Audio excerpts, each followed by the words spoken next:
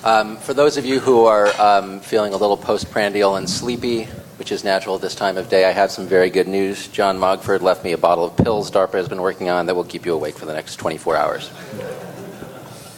I'm going to. This panel will get we'll have the fun. We get to talk about the ripple effects that have been discussed earlier, the effects of some of these technologies, not just in the military but here at home, as they spread to civilian use and have other effects on civilians. And we've been talking about a lot about robotics today, but we're also going to try to touch on the biotechnology that has been discussed theoretically, which is also going to be having a big effect here at home. I'm going to tell you a little bit about the speakers, and then a little bit about what they're going to talk about, and then I'm just going to let them go. And then I'll be back later on for the Q&A. Brad Allenby is the founding chair of the Consortium for Emerging Technologies, Military Operations, and National Security. He's the founding director of the ASU Center for Earth Systems Engineering and Management, the Lincoln Professor of Engineering and Ethics, and he's also, in addition to engineering and ethics, he's got degrees in law. He's worked at AT&T as a vice president, the Darden Graduate School of Business Administration. He's basically done everything. So he'll kick off the group. Dan Sarowitz is a professor of science and society and co-director and co-founder of the Consortium for Science, Policy, and Outcomes at Arizona State. He also writes a monthly column for Nature. His work focuses on revealing connections between science policy decisions, scientific research, and social outcomes. And he deals with questions such as how the distribution of social benefits of science relates to the way that we organize scientific inquiry and how technological innovation influences politics.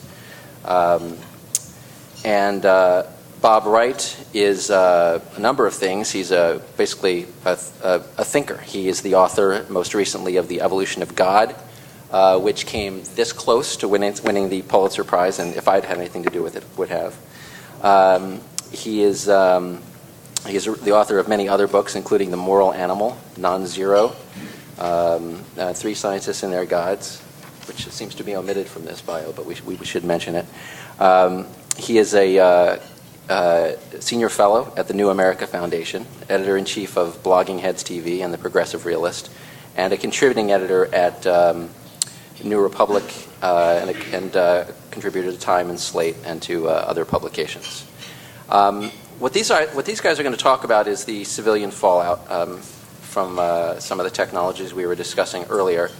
Brad will touch on what happens when some of the things we've been discussing theoretically. What happens when flying robots the size of insects become common among, say, the police or criminals or the merely curious? Is this the end of privacy? What are the implications for mind-to-mind synthetic telepathy helmets? Can your thoughts be intercepted? What about augmented cognition, in which commanders can monitor the alertness and fitness for duty of warfighters in real time? Do humans then merely become cogs in what is essentially a computer network? Dan will talk about the history of military technologies and their effects on society, and how we can be smarter than we have been in the past about these things, and how to rethink the way we organize research and development, and how to embed social impact assessment in the development process of technology. And Bob will talk about, in addition to some of what the other folks are discussing, which is the effects of these technologies when they're imported into civilian life, he's also going to talk about the traditional understanding of blowback, which is then the indirect effect of deploying some of our technologies in the field and military context, and how that influences the behavior of our enemies toward us, and the ramifications that brings back not only to our troops in the field, but to our civilians here at home. And with that, I think I will let the speakers proceed. We'll be back in about half an hour, and hopefully by then we'll have many things to talk about. So let's start off with Brad.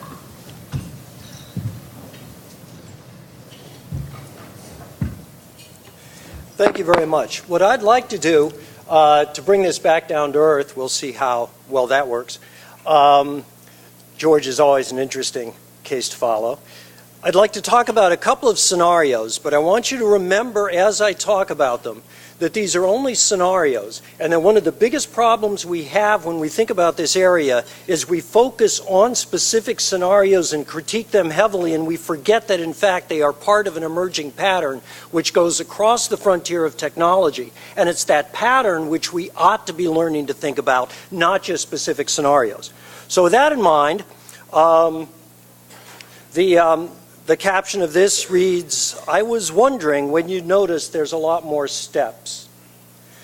One of the things that we always do in our thinking, going to George's point that we don't know how to think about complexity very well, is we always privilege the present. And if you'll think about some of the things we've discussed today, we have in fact done that. I think that is both understandable and dangerous. This is simply an insect that has a chip in it. The chip allows you to begin to control the insect. Whether you want to have your insects robotic or cyborg, that's up to you. I'm sure we'll develop both types. There's already been a report in the Post, it appeared on page A3, that there were some people at a demonstration, when was it, 2008? 2008, that thought that they were being surveyed by these insects. They probably were not important enough to be surveyed by the insects, which is why the Post dropped the story to A3. So, cyborg insects. What are the military implications? Well, the military implications tend to be fairly positive. First, if you're thinking about counterinsurgency, having cyborg insects is a very useful tool in your toolbox for a number of reasons. It not only gives you better intelligence, but it allows you to reduce collateral damage. As Peter Singer pointed out, that's being used against us in some of the wars that we're involved in at this point. It enables you to police unstable operating environment without putting individuals at danger. We'll return to that point later. But I think it's important to follow up what we've been talking about. Today we're working on specific insects. What we're really going to be looking at is gridded computational capabilities, so that the robot is not the insect. The robot is the battlefield coverage of gridded insectoids, so that you have indeed a beginning function across the battlefield itself. Now, flow that forward to civil society and you begin to see some of the problems. Now remember, all of these are hypothetical. It is very easy to generate good hypotheticals. Cyborg insects will bring you your paper. Well, they won't bring you your paper because they'll all be bankrupt. They will bring you your coffee in the morning. These are some of the perhaps more negative ones, but they're all hypotheticals. It is, however, not difficult to see that if you develop this kind of technology, you could have significant impacts on not just real but perceived privacy. And you will say, that could be bad. Well, maybe. It also could be good. Most of you have no privacy. You think you do. That's probably more dangerous than knowing that you don't. So this may in fact be a benefit. Significant impact on politics. Imagine what, pick your favorite news outlet could do if they had gridded cyborg insects following all the politicians they didn't like. It would certainly raise the level of politics in this country beyond what we have managed to achieve even today. Surveillance society, that's pretty obvious. A shift of power. Many of these technologies exist because, in fact, they shift power. They shift power on the battlefield, they shift power between combatants or potential combatants, and they will shift power as they flow back into civil society. It's very important to understand what potential power shifts are likely to occur. And to remember, you'll probably get it wrong if, like me, you're spinning hypotheticals. All right. This follows up on Steve's earlier comments. This is the beginning of the development of telepathic helmets. Now, a word of caution here. People use telepathic helmets as sort of the catchphrase for this combination of technologies.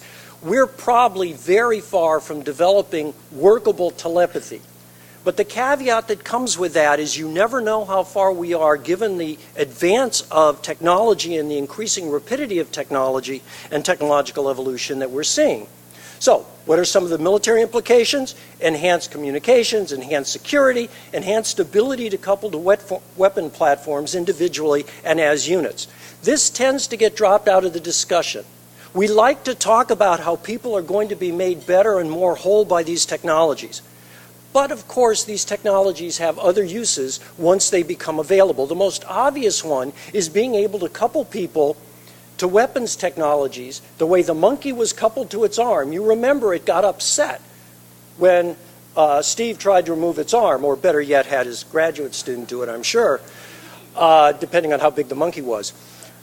What's going to happen when you start removing weapon systems from people?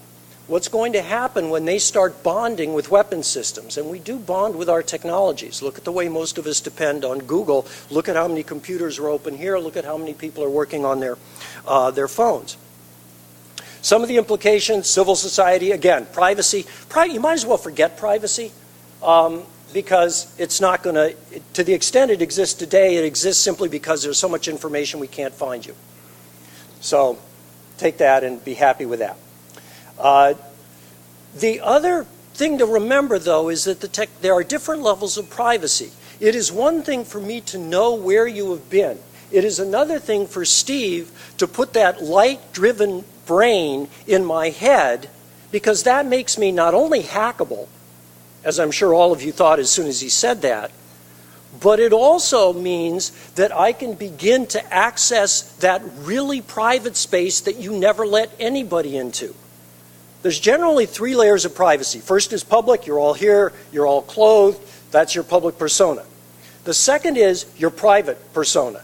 I don't ask questions about that, but that generally is known to at least some people. The third is what goes on in your brain, and because it is truly strange, as any psychiatrist would tell you, you don't let anybody in there.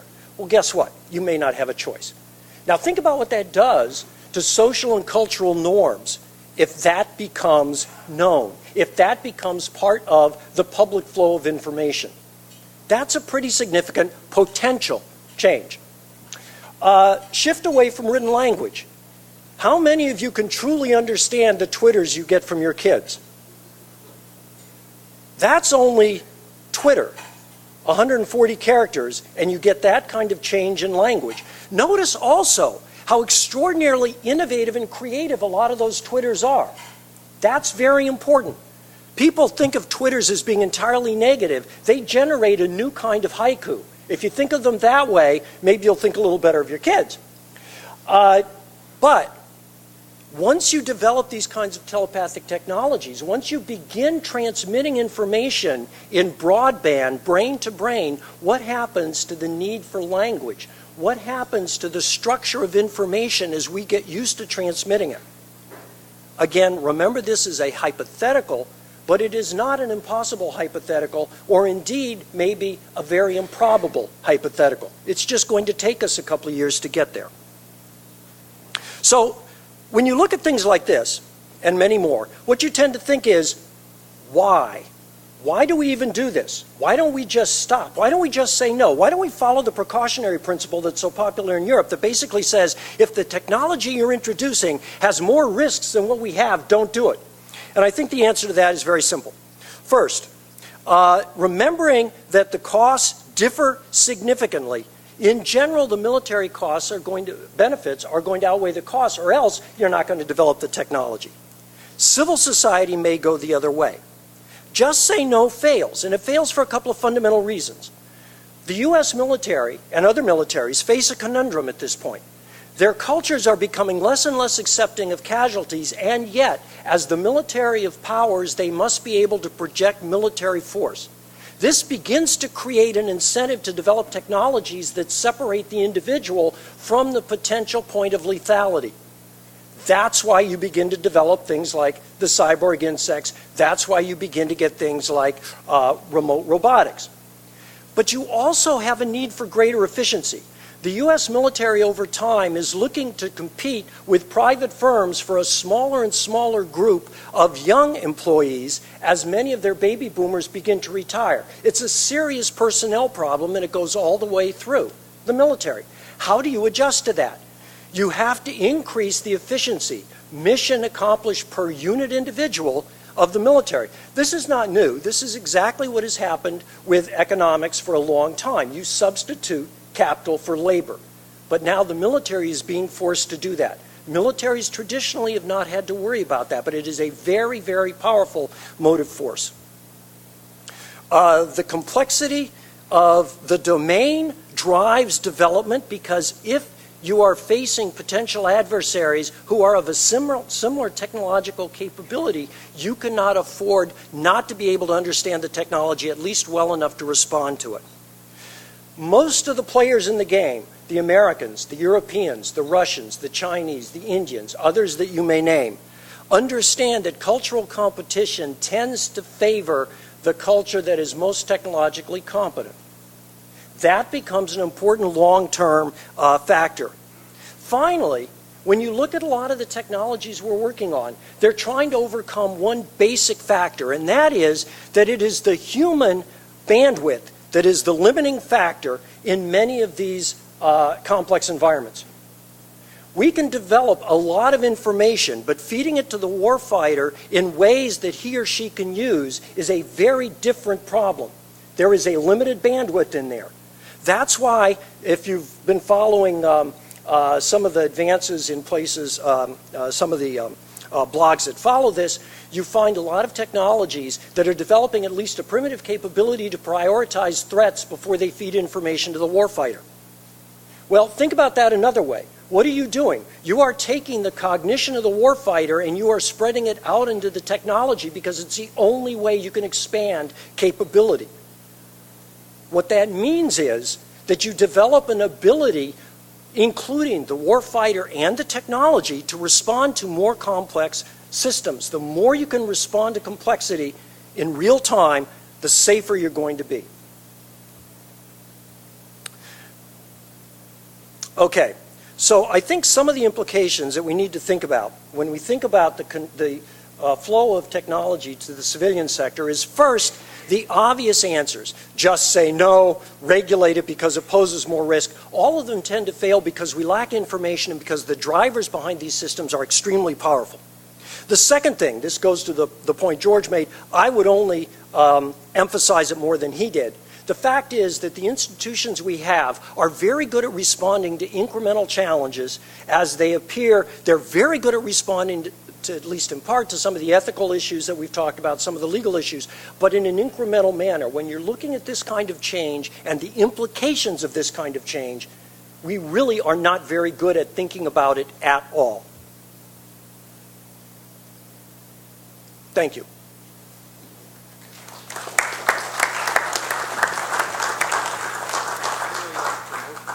There is, or there was. No, so that's why I use that. Someone walked off with it. Yeah, here. Yeah. Here.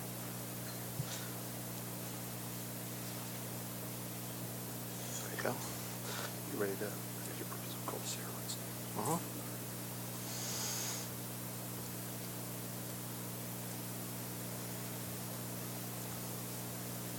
So the only benefit is this on? Yep. Hello. Yep. The only benefit I can imagine from following George Post and Brett Allenby is you won't notice that I'm insane, or at least my sanity will seem more grounded. So I'm going to follow directly, really, from Brad's last slide, which suggested that we simply don't have the tools necessary to deal with the technological complexity that we're visiting upon ourselves. And I agree that that's the case, but I don't think the situation is hopeless. I don't think we need to retreat from complexity. I think it's it is in part a matter of thinking about the institutions that we have in which we design, develop, and use technologies, and that there are ways to make those institutions better. So I want to talk about that a little bit. That being said, it's a very difficult challenge. One of the reasons it's difficult is because of the culture deeply embedded in the way that we innovate, the way that we develop science and technology, a culture that believes that more is always better, that leaving us alone to do our thing will always lead to the best technological and scientific products, that accountability only exists internally in the scientific and technological community. It's not to be imposed from the outside, and that it's all unpredictable anyway, so there's nothing you can do. And I think all of those are false. They lead us to things like the publication of the polio genome that George Post talked about. And just to read two, I think, quotes from people who have spoken cogently about this that I think say where we are at this point. In Bill Joy's famous 2000 paper, The Future article, The Future No Longer Needs Us, he said we're being propelled into the new century with no plan, no control, and no brakes. And a Indian anthropologist and human rights worker named Shiv Visvanathan has said that we approach science and technology with what amounts to moral infantilism. And I think typically those are true, but it needn't be the case, and it isn't always the case. So what I wanted to do is very quickly just make the point that the transition from military technologies used in conflicts between humans, to broader society is what we've been living with historically. It's unavoidable. It is in some sense wired into the structures of society. We should accept it and learn how to deal with it. People have talked already, mentioned knights and feudalism, and this is just an ancient stirrup. The slide shows from around the 9th century. Metal stirrups changed everything, apparently, if you believe the historical reconstructions by Lynn White Jr.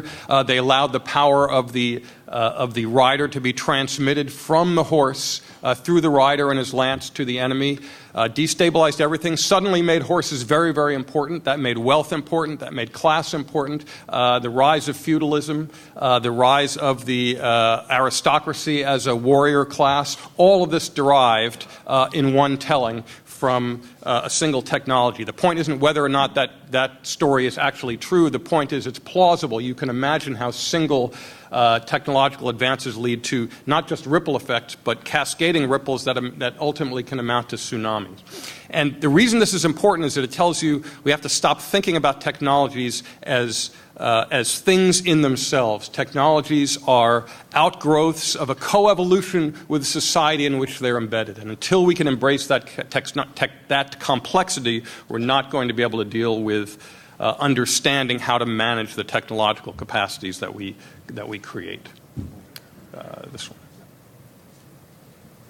I can't use technology. I can only talk about it. Okay. Another example, interchangeable parts. 1798, Eli Whitney comes to Congress, dumps out a bunch of parts onto a table, assembles 3 or 4 different muskets from them. It was a miracle. No one had ever thought about it before. Now, obviously, interchangeable parts, which made a lot of sense, so you could make as many guns as possible and you didn't need all these highly trained craftsmen, leads to mass production, leads to industrialism, leads to factories. Too simple a story, of course, but again, you can see the complex social embeddedness of what seemed to be simple technological changes. This is ENIAC, the first digital computer at University of Pennsylvania. Again, defense applications. It was to calculate the trajectories of artillery shells. Also ended up being used to help develop the math behind the first hydrogen bomb. So again, one needn't go into the social transformation resulting from that single defense application and first computer. First jet aircraft, the Heinkel 178, flown in Germany in 1939. Again, military application in the 1950s, a very close wedding between the Department of Defense and Boeing led to the development of the first several generations of civilian aircraft that first had military applications. Now,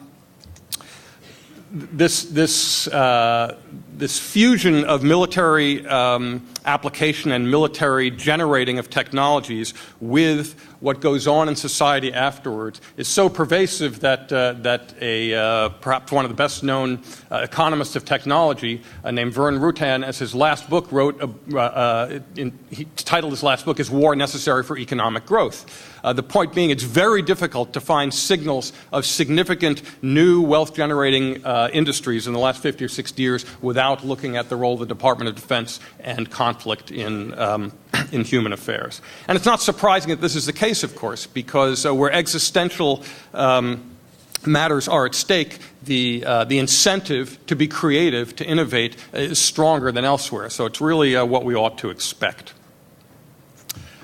Okay, so now we've spent the last couple of hours talking about the emerging frontiers of technology as related to robotics, as related to human cognitive enhancement. Here's a soldier wired for war, And one question that continually comes up as we discuss this is this leading us to a dystopian or a utopian future? Brave New World on the left, typical dystopia. Ray Kurzweil's singularity, which is this idea that as machine intelligence exceeds human intelligence, we'll all sort of be morphed together in one utopian overmind. Of course, the fact is it will be neither.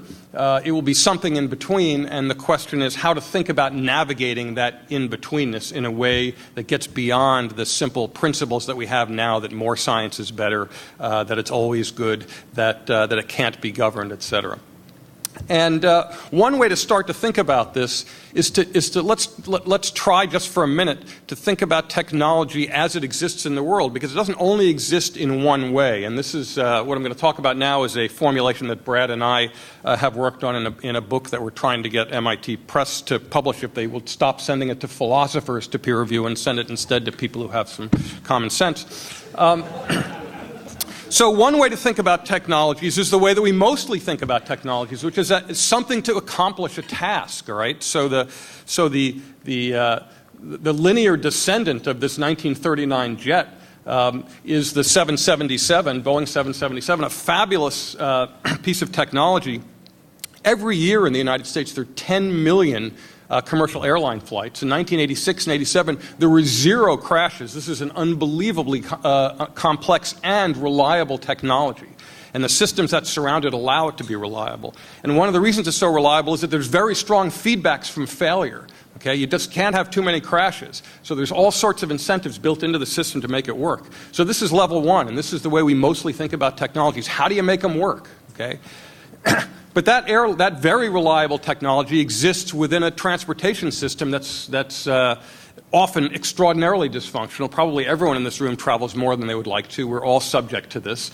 Waiting for your bags. The airline industry can't remain solvent. Things as silly as volcanoes almost bring commerce in Europe to a stop for a couple of weeks. So there's this second level of systemic complexity that's much more difficult to intervene in. And yet still, somehow it manages to keep the airplanes going reliably. And then there's a third level of complexity that we call global or Earth systems scale complexity. And that's all the stuff that's necessary to keep the airlines going, to keep the airplanes going, but that doesn't seem connected at all. So here, of course, is that somebody was promising that you'd see a PowerPoint slide of the oil spill. So here it is. Obviously, our dependence on hydrocarbons is not unrelated to our dependence on those very simple, those very effective technologies. One could also show the 767 flying into the World Trade Center on 9/11. One could show patient X from AIDS or SARS. One could show brown tree snakes in Guam that have completely ruined the ecosystems of Guam because they've been brought in on commercial airplanes.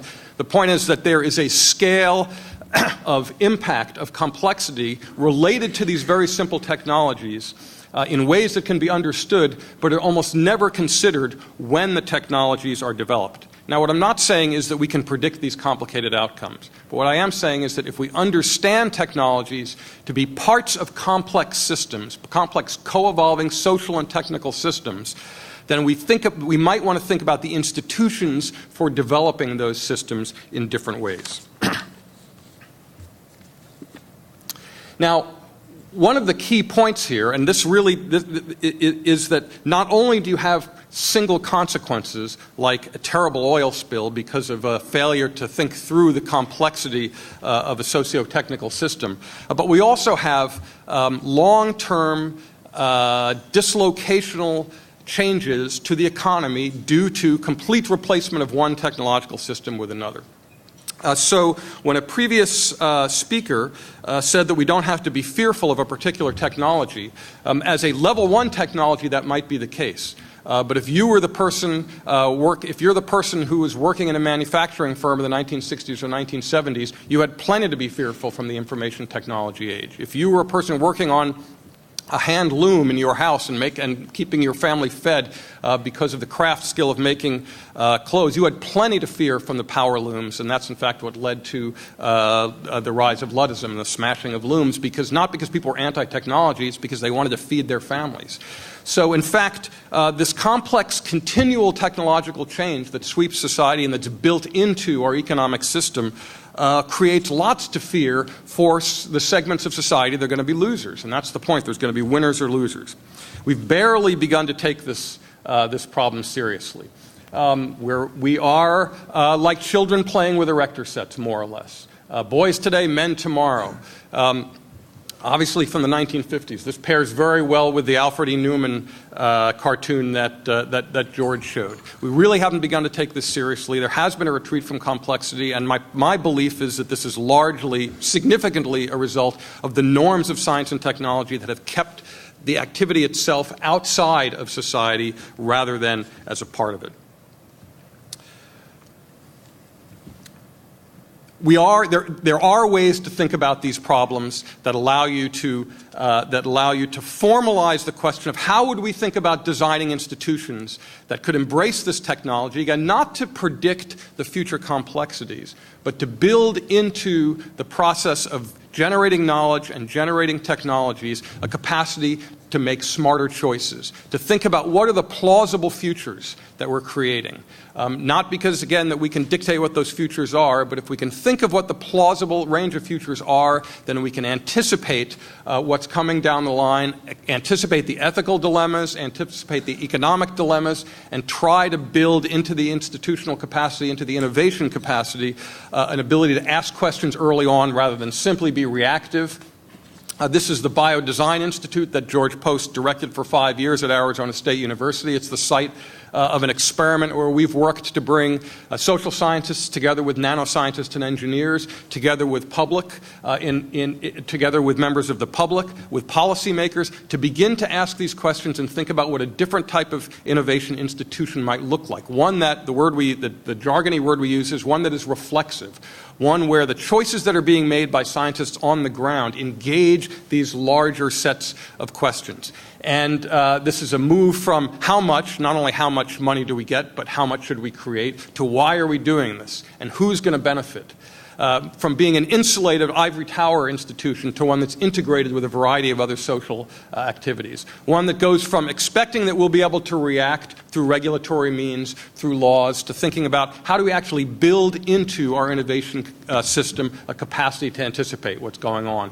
One that has many perspectives that influence the choices made about science and technology rather than just one. And at this point, one that's highly experimental. This kind of thing is going on in very limited places in academia and government, needs to be mainstreamed. And so what I want to end saying is, and I'm sure we'll talk more about how this might actually manifest concretely, is that there have in the past been significant radical changes in the institutional organization of science to address social issues. The way that human subjects research is dealt with, the way that animal research is dealt with, the role of women in science and the gender assumptions made by science and scientists, all of these have changed radically, always resisted by the Science and Technology community as those changes were made.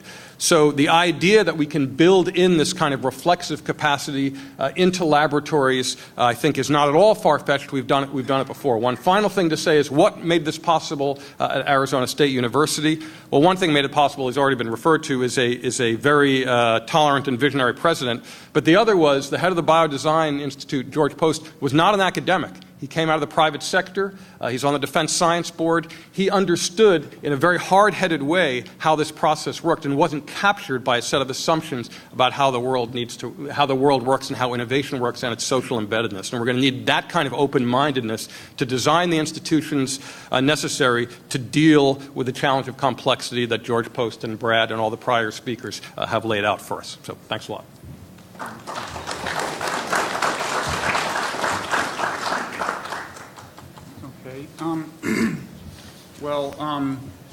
When Will introduced me and said I was going to talk about two different senses of the word blowback, He did a remarkably good job of making that sound like it was part of a coherent plan on my part. It was actually a result of my initially misreading the sense in which the term blowback was meant in the title. And in my defense, I would say that usually in national security circles these days, the term blowback refers not just generically to unintended negative consequences, but more specifically to the unintended negative consequences of the deployment of force abroad. And this use is due largely to the work of Chalmers Johnson. Now you might ask, didn't I even glance at the subtitle, which says Military Technologies Enter Civilian Life? And the answer is I did glance. I glanced long enough to see the phrase civilian life, but I thought that that was consistent with my initial interpretation, because these days, in the context of the war on terror, the kind of blowback we get from the deployment of force, the kind of blowback that people worry about, is blowback at home that affects civilians.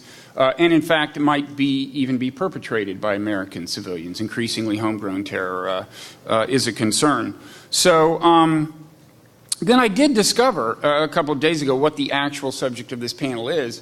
But Will has graciously agreed that I can spend a couple of minutes talking about the first sense of the term blowback, and then I'm going to say some things about the actual intended focus of the panel. The first sense of the term blowback picks up on some things that were said in the second panel, so it shouldn't take me too long to get to the point, because the themes I'm most interested in were floated there. First, I want to say I do think within the last year we have seen more and more awareness that blowback is a real thing in the war on terror. There have been 3 well-known terrorist attacks, or attempted terrorist attacks, in America in the name of radical Islam. You had the Fort Hood shooter, you had the Christmas Day so-called underwear bomber, and then most recently you had the Times Square bomber. There's evidence that in all 3 cases the motivation had something to do with our assertion of military force abroad, the Iraq War, the Afghanistan War, or most relevantly to this discussion, in the case of the Times Square bomber, he is said to have specifically cited the drone attacks. And so one question that is raised is there something about this particular kind of deployment of force, remotely deployed force that poses no risk to us, that plays especially well into the narrative of terrorist recruiters? And Peter Singer touched on this a little in the second panel when he said that it is sometimes depicted as cowardly. And I think that's true, but I think it plays into another theme in this narrative as well, which is a kind of an arrogance, a kind of a casual disregard for, in this narrative, for Muslim life. There's apparently a song that was very popular in Pakistan a couple of years ago, and one of the lyrics says that Americans kill people as if they were insects, and that apparently is a reference to these drone attacks. I suppose you can imagine somebody writing the same lyric about F-16 attacks, but somehow it does seem, a little more apt for these unmanned attacks. I mean, after all, when you kill an insect, one thing about it is, the insect doesn't pose a risk. It's not a courageous act. You can just casually do it, and I think there is that air in the drone attacks. The other.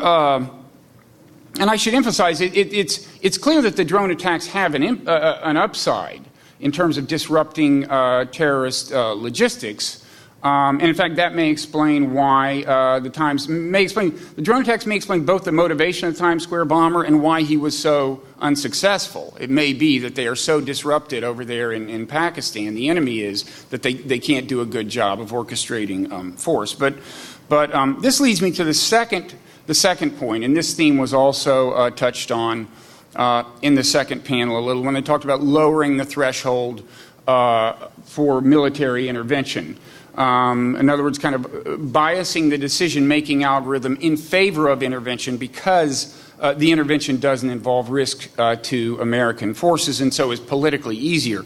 And this I really do worry about. And I should say I think already there is a kind of a bias in favor of the drone attacks because the upside is short-term. that is the disruption of Al-Qaeda and so on. It's short-term, you can see it, whereas the downside is long-term and diffuse. It's off in the future. I mean, blowback can take a very long time to show up. The blowback for the 1953 coup we sponsored in Iran came in 1979 in the Iranian Revolution, and in general it just takes a while. And if you're president, your job is to prevent a terrorist attack, tomorrow, next week, next month. And if you know that drone attacks will by themselves put it off into the future, the temptation is to use those. So I do worry about that. You could say on behalf of that the good news is that as this technology develops, the good news is we will be able to minimize further the risk of civilian casualty, and I think that may happen, and that would by itself be good. At the same time, I would say that I kind of think blowback per civilian killed may be growing for technological reasons. I mean, it certainly has grown. In World War II, we killed civilians with reckless abandon, not just in Hiroshima, but Dresden and so on, and it didn't come back to haunt us. Clearly something has changed.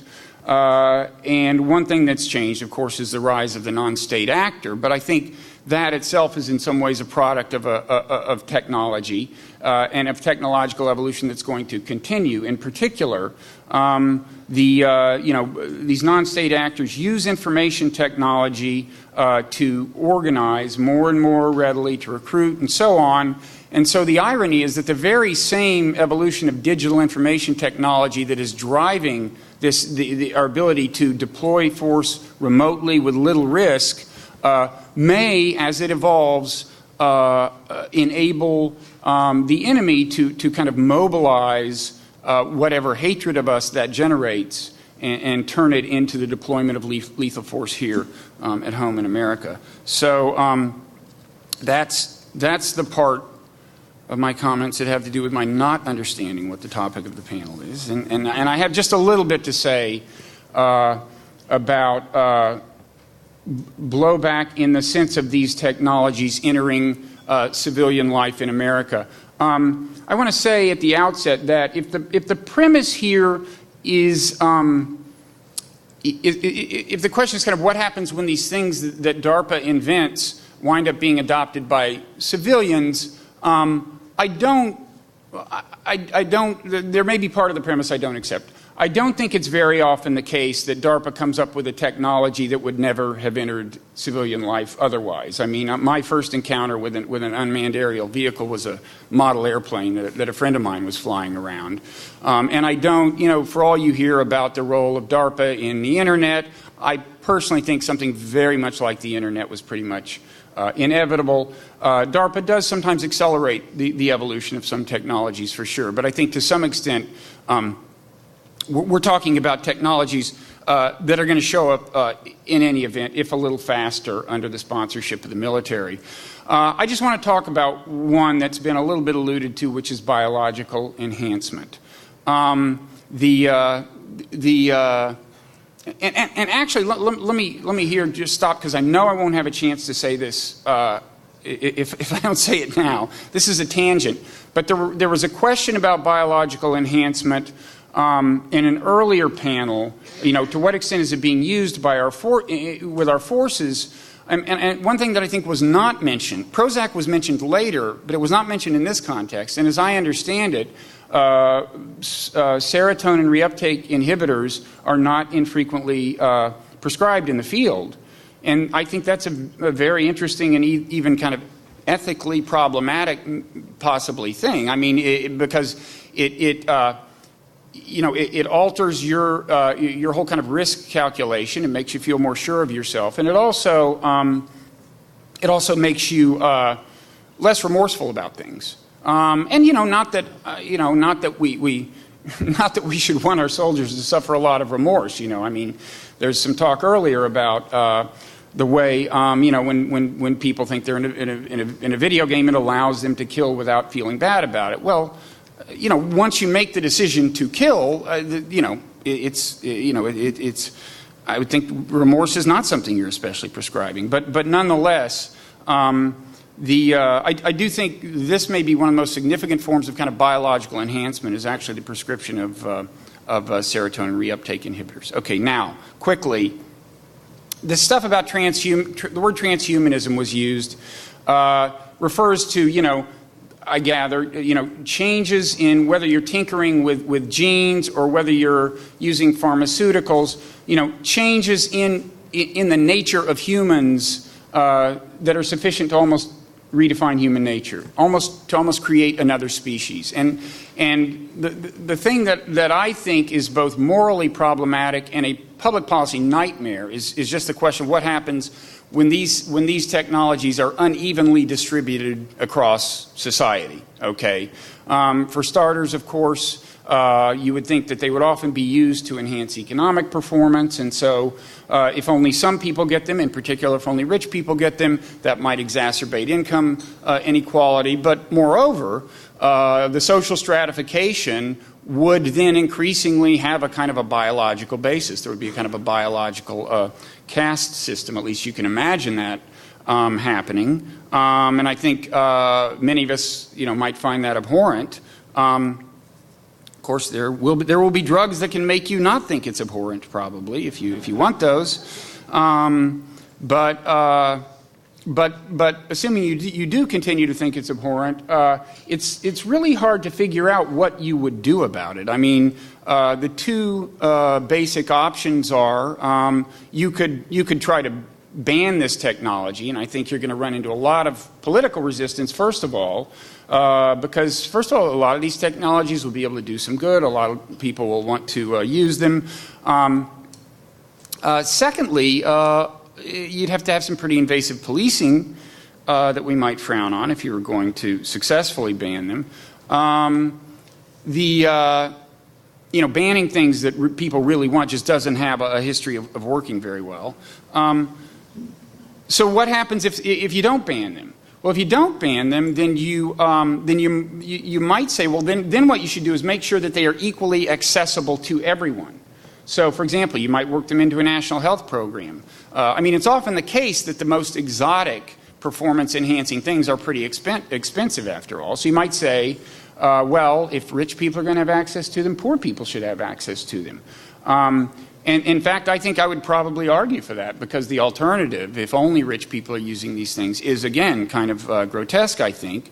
At the same time, you're always going to have some people who choose not to use them, and these may be, this may break along religious lines or cultural lines. I mean, it may be that conservative evangelicals, for example, frown on this kind of tinkering with God's work. It may be that, Northern California granola types think you should leave nature alone. And I guess just getting Northern California granola types together with evangelical Christians would have some merit into a single political coalition. But aside from that, I don't find all of this very inspiring to contemplate. So I guess in closing, I would just say that this is kind of the opposite of the first appearance of a comparable, of a big public policy issue involving biological enhancement. That was eugenics a century ago. And the way eugenics worked was it wouldn't happen, this kind of biological enhancement, unless it were centrally controlled, unless a government implemented it and forcibly prevented certain kinds of people from reproducing. This with the new biotechnology, it's going to be exactly the opposite. It absolutely will happen, except to the extent that the government intervenes. And it's not that easy to imagine government interventions that would prevent some of the outcomes that I think a lot of us would find unfortunate. So that's that.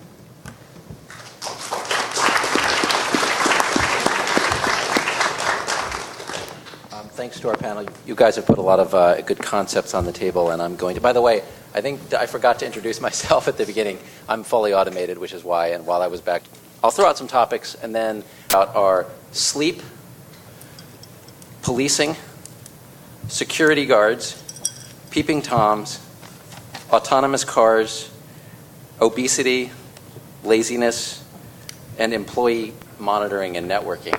I'll start out with sleep because the last time I looked at a report on emerging technologies in the military, the one thing that the military seemed to be really interested in was sleep. You have a mission. We need to keep you awake and alert for as long as possible. And they were really interested in the drugs that can keep people alert and awake. And so we have an immediate, the first area of civilian society in which military stuff would logically come to bear would be business, because you're looking for a competitive advantage. And if you can keep soldiers awake and have an advantage over the enemy for the same reason, then presumably you can have an advantage if you can keep your employees awake, or if you as an independent contractor can stay awake. And we now have a 24-hour global economy in which at any hour of the night I can call up and get somebody in Bangalore who can talk me through a computer problem. So there really is no organized need for you to be asleep if you can keep you awake.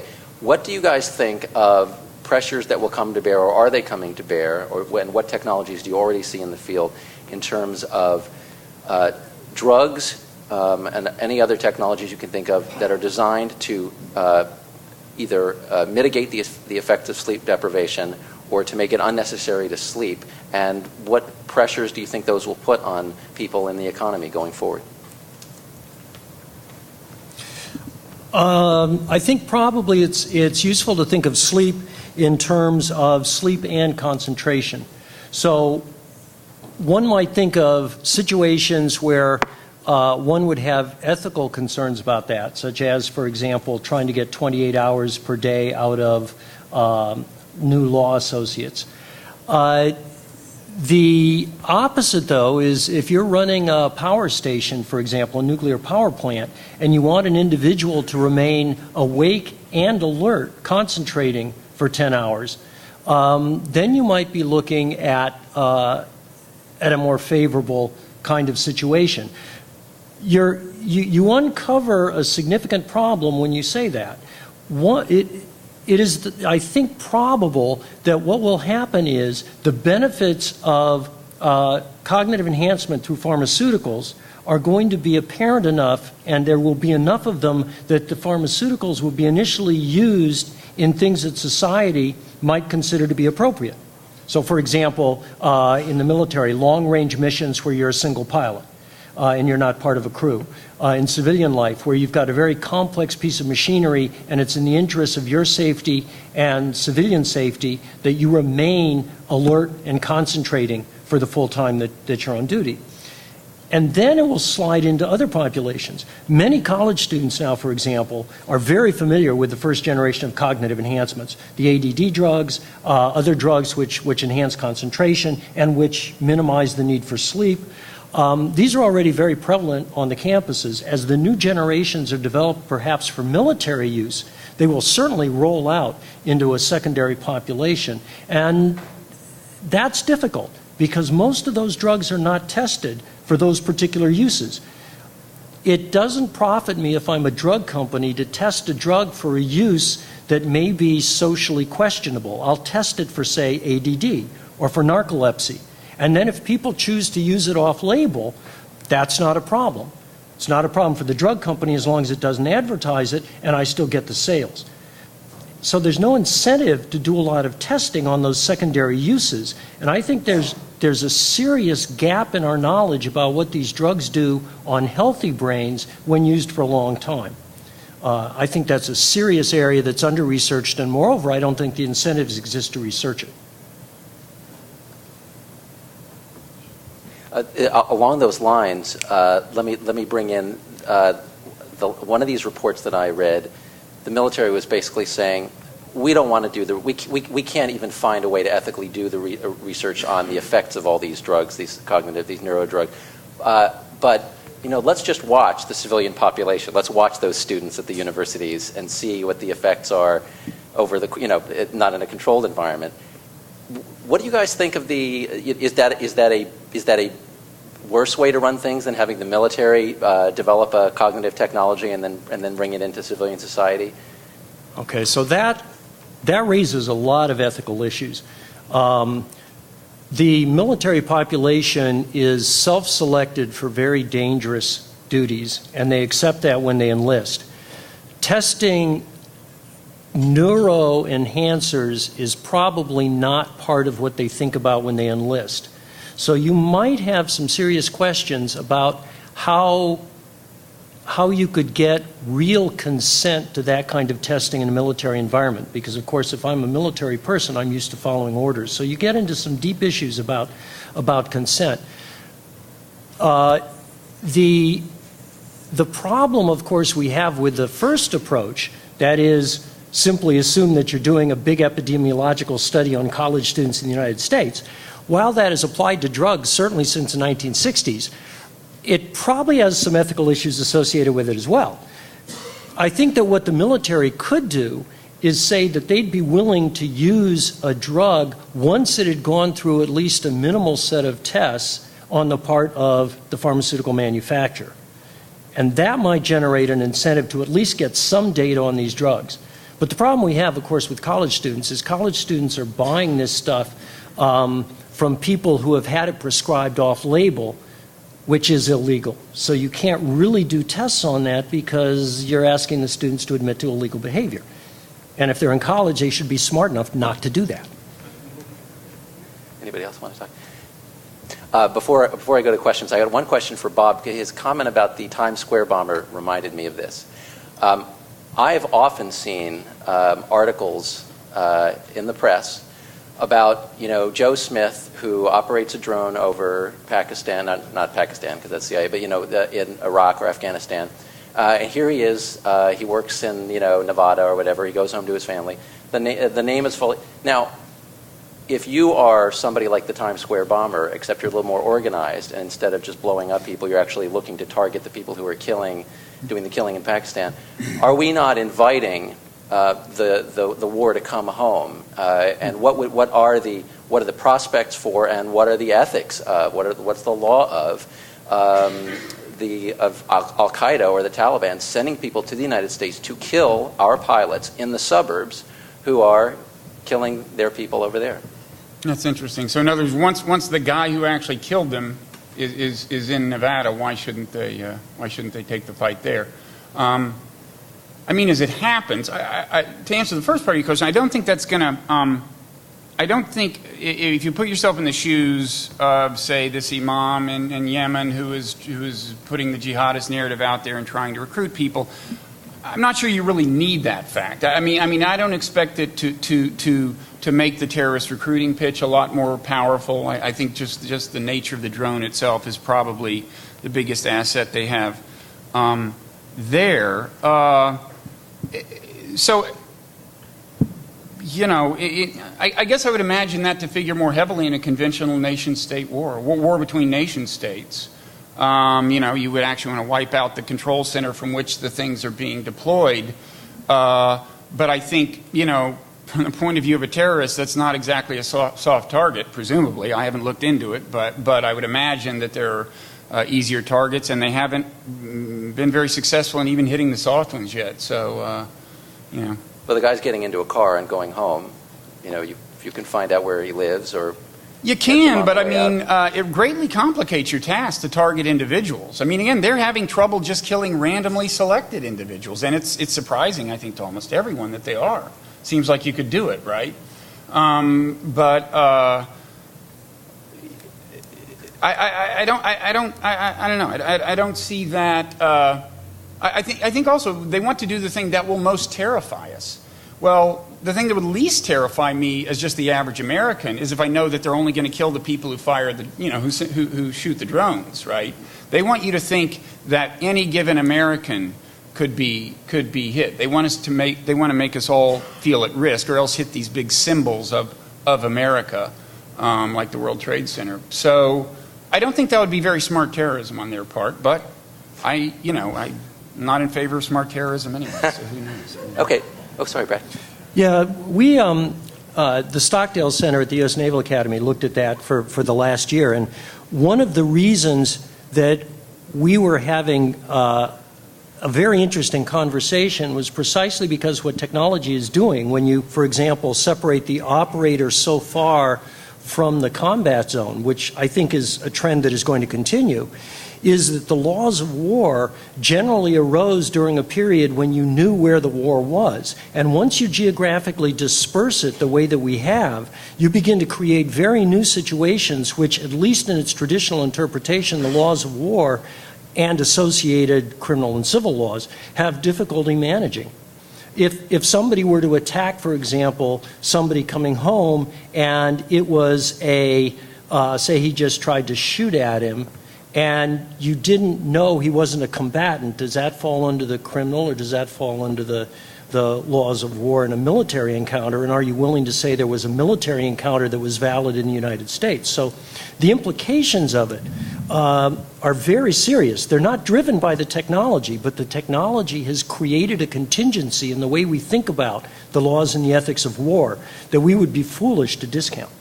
Yeah, but there also seems to be a remarkable and maybe, I don't know, either depressing or comforting, depending on how much Prozac you're taking, sameness to this. I mean, during World War II, the notion of flying above troops and citizens and dropping bombs on them was criticized for having this same kind of moral agency disembodiedness that predator drones have. And so I think maybe the real surprise is that these things keep surprising us, and we don't seem capable of getting a whole lot wiser about them. So it doesn't. I think. I'm not sure that this feels a lot different than things felt to then, say, long-range strategic bombing in World War II must have felt to civilians. Let's bring our audience into the conversation. Anybody who has a question? Do we have one over here? Mark Gabrud, University of Maryland again. So this is the first time that I've heard the word transhumanism spoken in a paneled room like this here in Washington. I've been waiting many years for that to happen. I think it needs to be said what the transhumanist program is. Now, to the extent that there's a leadership of this movement, they're trying to move it more in the direction of more modest things like biological or human enhancement or modification, I would call it, and life extension. But if you read, for example, Ray Kurzweil, Age of Spiritual Machines or Singularity of Sneer, what Ray is saying, and has been saying for quite some time now, and has become very famous for saying, is, and I'm changing the words, I'm using different words, but this is what he says, that the human race is going to commit suicide en masse, and there's going to be no people by the end of this century. We're going to have done this because we're going to believe that it would be better for us to be succeeded by technologies of various kinds. And we're going to be seduced by our robots and gradually merge with them, and that's how we're going to go. But clearly by the end of the century, in Ray's vision, and this is very common, he didn't originate it, this is coming from the transhumanist movement, that there will not be Homo sapiens as we know it. There will be no living human flesh, just machines, computers, perhaps running simulations of people. That's the future that they see. That's the future that they're working towards.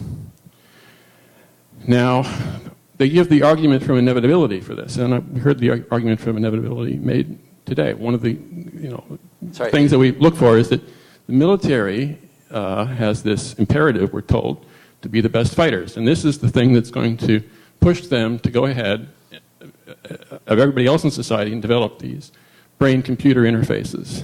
And Sorry, the case was made that this was for increased bandwidth. But if you look at the videos we saw earlier, the monkey robot, and if you look at what artificial cochleas can do, I don't see enhanced bandwidth. I see very low bandwidth interfaces. And in fact, there's not any real reason to believe that we're ever going to have higher bandwidth interfaces than we have through our senses and through our...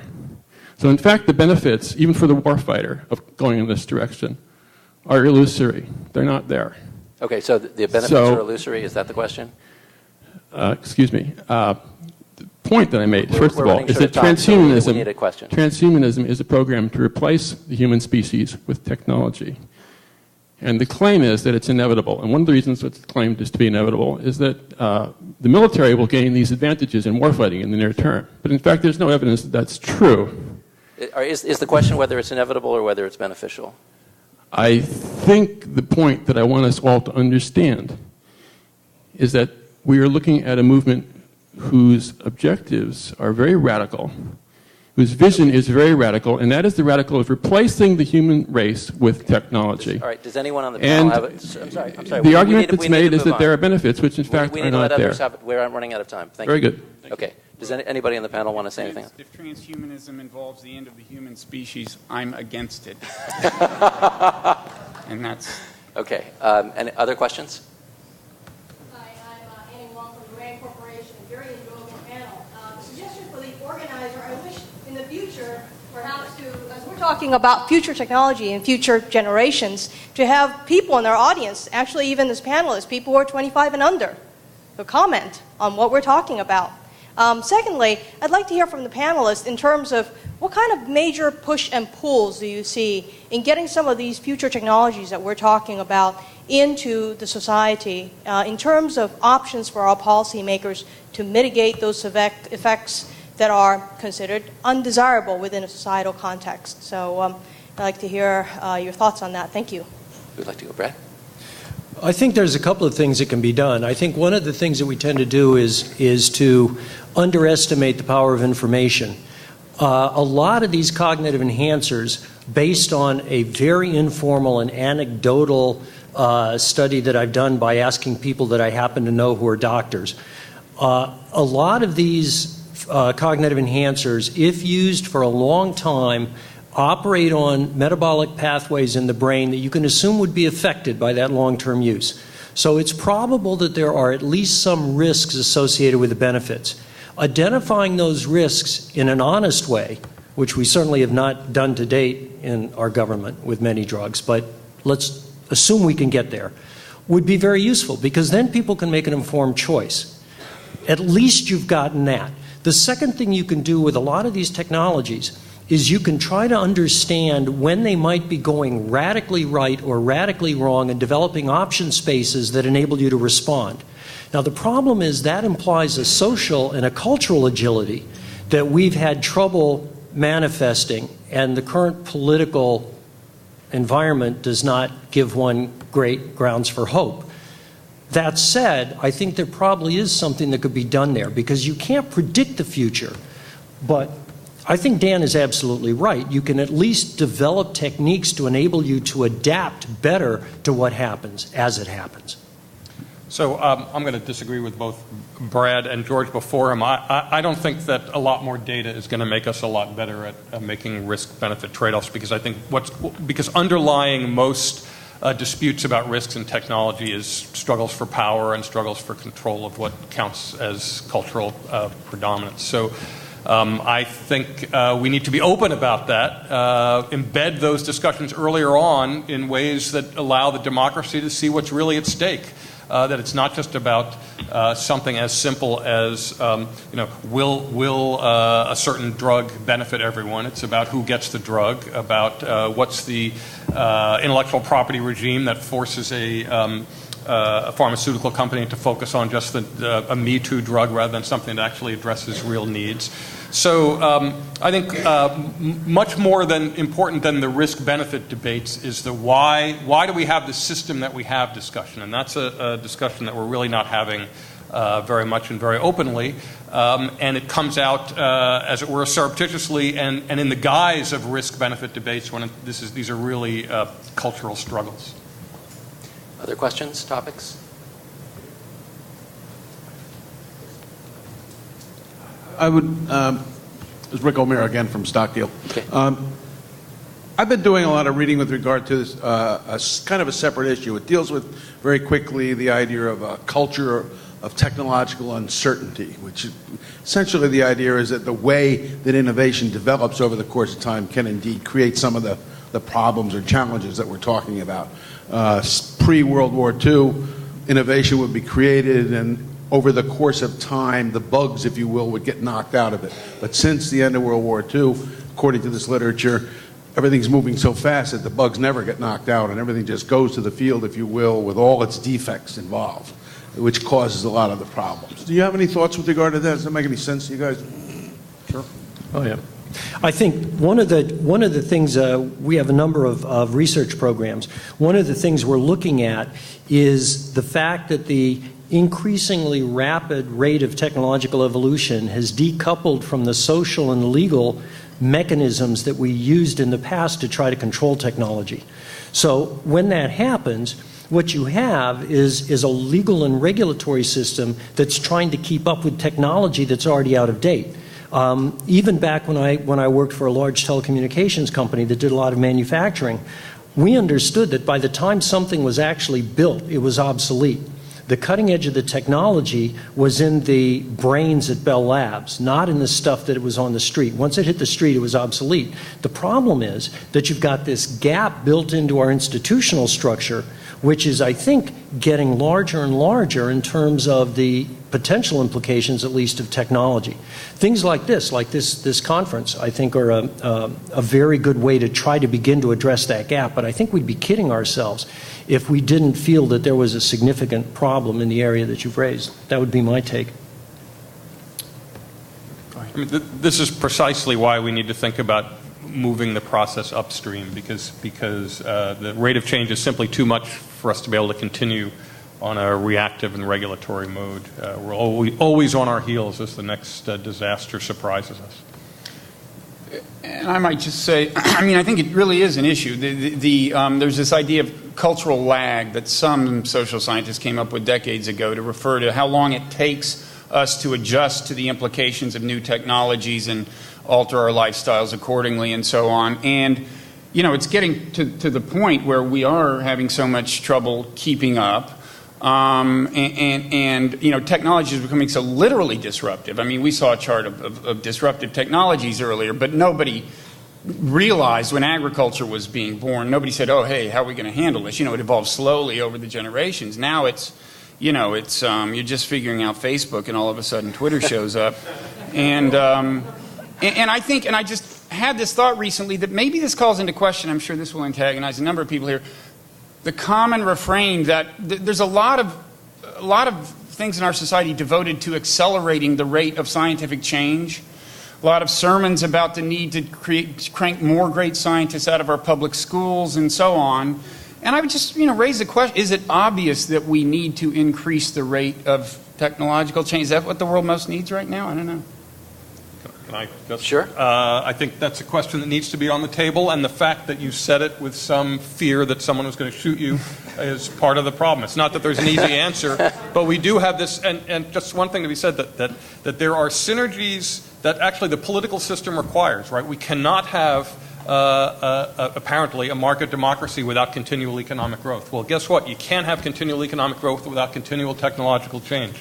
And this is tied to the norms of a science and technology community that portrays more science and more technology is always good. So these are hardwired, not hardwired. These are wired into the political economy of this society, and so these are very difficult questions that are that if we want to deal with these issues on any kind of from any foundational sense. These are the kinds of brave questions we're actually going to have to start talking about. Well, and let me come in on the other side and say that while I agree you need to make sure that the Russians, the Chinese, the Indians, and others who are very familiar with the potent power of technology agree with you at least enough on certain technologies. There are some areas, cyber warfare, which we really haven't talked about in this workshop, where that might be possible. There are other areas where I think it's not going to be possible. We can make choices. And of course, a lot of the scientific foundation for technological progress is often in the public domain anyway. So it's not a good that we can exclude them from. Well, it's certainly not a national good. We have to be careful because since the Europeans and the Americans dominated science for a while, we tend to assume that that's still the case. The Chinese investment in their science has gone up far more rapidly than ours has in the last couple of years, and they're very aware of the fact that it generates cultural power. We only have about 3, maybe 4 minutes left, so how about if we do this? If there are other questions, let's try to get about 2 or 3 questions, maybe 4, but very short, and then we'll let the panelists choose what they want to answer. William Seymour. You've talked about institutions that would, I guess, oversee the implementation or the regulation of new technology, and I was just wondering what kind of institution do you envision? Is it somewhere where they study a piece of technology for 10 years to see what effect it'll have on society and whether that'll be good or bad in the long run? Or just curious what you think that would look like. Thank you. Anyone else want to ask? Okay, go ahead. Panel, would you like to answer that? I assume that was directed at me? Anyone who wants to answer. You go first. Okay, I think this is related to the discussions we were just having. It's not as simple as regulation and sort of governance as laws. It's actually about where do you start having the discussions about why you're pursuing certain lines of innovation. And generally we have those discussions once we're responding to things that have happened rather than as part of the discovery process itself. But there are examples of those kinds of things going on. In fact, my next column in Nature will be about a very tiny program at Department of Homeland Security, of all places, where they are actually subjecting to a kind of pluralistic discussions new technologies that they're planning to actually use, that they're planning to deploy. But before they get deployed. And not surprisingly, that's not only the smallest program in the research and development directorate at DHS, but it's also got almost no power. But it's an example of how you might want to think about this, is within the research and development process, you, at the same time, including the technical people, have these discussions that surface some of these complicated and difficult questions, because those will influence the sorts of choices that scientists and technologists and policymakers recognize as available to them. That's one reason, actually, that we established a consortium on emerging technologies, military operations, and national security. It's not going to have any control function at all, but we're going to try to understand these issues in a little bit better depth. I think the idea of control with any complex adaptive system has to be taken very, very carefully, because in general the system is going to respond in ways that you don't anticipate and don't expect. So an institution that thought it was going to control these systems, I would regard as a very dangerous institution. So let me just, go ahead. Well, just on the, I'm generally skeptical of the ability our ability to build institutions that make us massively more wise, as opposed to just kind of, letting people see what happens and discuss it, scholars and journalists and so on. But I will say that one institution whose demise I regret is the Office of Technology Assessment in Congress. That was zeroed out, I think about 15 years ago or something. And back when I wrote actual fact-based journalism involving research as opposed to just opining, I used to make use of their reports, and I remember one on weapons of mass destruction, which was really just a superb piece of work. So it is possible for government institutions to play a role. And I agree, one doesn't want to overestimate the magical ability of institutions to solve these problems, but you can see these. So there's an area where this is actually beginning to happen in a spontaneous way right now, and that's geoengineering, which is the idea that since it turns out we can't control the global energy system the way we'd like, there is now serious discussion about how to begin to think about, if necessary, intervening in the climate to modify the behavior of climate. Crazy idea, right? Well, it's so crazy that long before we have any capacity to actually implement it, you are seeing discussions, formal and informal, breaking out in many, many different institutional settings. So if the stakes are high enough, this kind of thing is going to start happening anyway. The problem is in many other venues where people don't recognize that the stakes are high until too late, we don't start having the discussions until too late. Everybody, please stay in your seats for the next 2 minutes, because David Plotz is going to come up here. But I'd like to congratulate and thank our panel for their presentation this afternoon.